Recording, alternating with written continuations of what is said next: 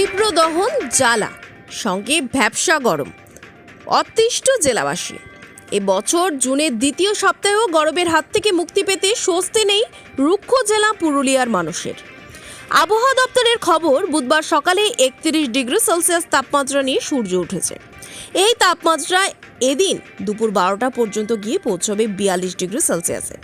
এরপর দুপুর 12টা থেকে বিকেল 4টে পর্যন্ত এই তাপমাত্রার পারদ গিয়ে পৌঁছবে 44 ডিগ্রি সেলসিয়াসের ঘরে। এই রূপ আশঙ্কা করছে আবহাওয়া দপ্তর।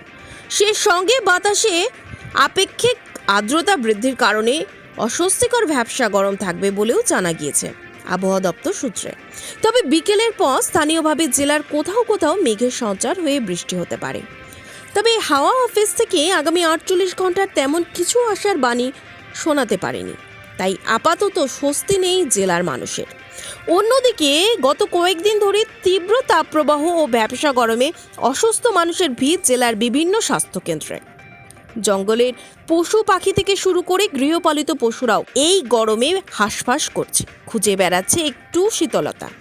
সব মিলিয়ে এই চলমান পরিস্থিতিতে উৎকণ্ঠায় সকলেই। চাতকের মতো আকাশের দিকে তাকিয়ে জেলাবাসী। কবে নামবে বৃষ্টি, তবেই মিলবে স্বস্তি।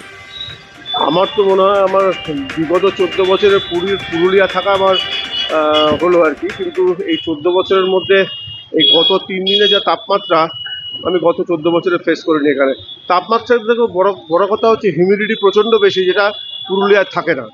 গতকালে হিউমিডিটি ছিল প্রায় 74%, আজকে এখনো জানি না কত আছে। এই হিউমিডিটির জন্য আরও কষ্ট হচ্ছে লোকের।